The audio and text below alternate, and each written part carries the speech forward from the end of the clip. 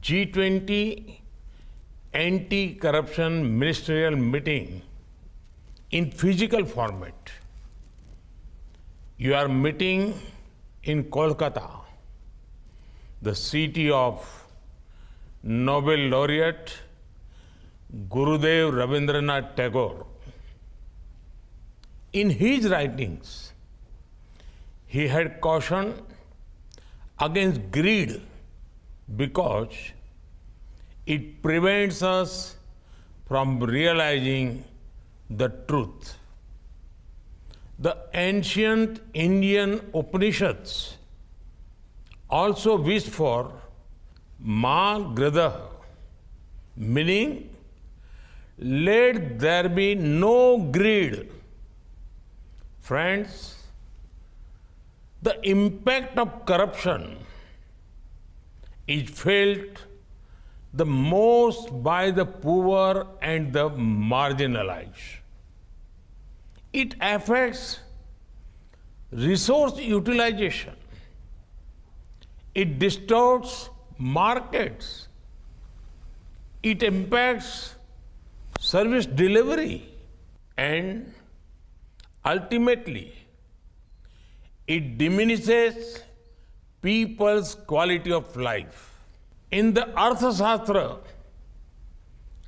Kautilya asserts that government's duty is to enhance the state's resources to maximize the welfare of its people. Achieving this goal requires combating corruption, and that is why fighting corruption is our sacred duty to our people. Friends, India has a strict policy of zero tolerance against corruption. We are leveraging technology and e-governance to create a transparent and accountable ecosystem. Leakages and gaps in welfare schemes and government projects are being plugged. Hundreds of millions of people in India have received direct benefit transfers into their bank accounts.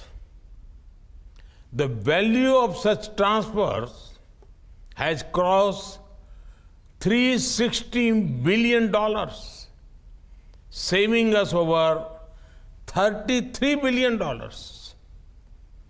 We have also simplified various procedures for businesses. Automation and digitization of government services have eliminated rent-seeking opportunities. Our government e-marketplace or GEM portal has brought greater transparency in government procurement. We have also been aggressively pursuing economic offenders. We enacted the Economic Offenders Act in 2018. Since then, we have recovered assets worth over $1.8 billion from economic offenders and fugitives. Under the Prevention of Money Laundering Act, our government has attached assets worth more than $20 billion in 2014. Excellencies, the issue of fugitive economic offenders is a challenge for all G20 countries and for the global South. At my very first G20 summit in 2014, I had spoken on this very issue. At the G20 summit in 2018, I presented a 9-point agenda for action against fugitive economic offenders and for asset recovery. And I'm pleased to note that decisive steps are being taken by your group. We welcome the action-oriented, high-level principles on 3 priority areas: law enforcement cooperation through information sharing, strengthening asset recovery mechanism, and enhancing integrity and effectiveness of anti-corruption authorities. I am glad that an understanding has been reached on informal cooperation between law enforcement agencies. It will prevent criminals from exploiting legal loopholes when crossing borders. Timely asset tracing and identification of proceeds of crime is equally important. We also need to encourage countries to enhance the domestic asset recovery mechanism. To expedite the recovery of foreign assets, G20 countries can set an example by using non-conviction based confiscations. This will ensure swift return and extradition of criminals after due judicial processes. And it will send a strong signal about our joint fight against corruption. Excellencies, as G20, our collective efforts can significantly support the fight against corruption.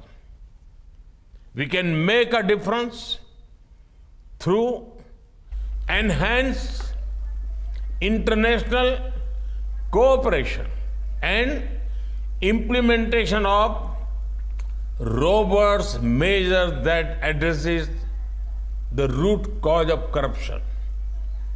We also need to give due regard to the role of audit institution in our fight against corruption. Above all, besides strengthening our administrative and legal system, we must foster a culture of ethics and integrity in our value system.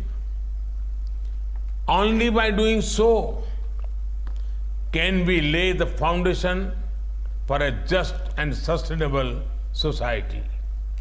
I wish you all a productive and successful meeting. Namaskar.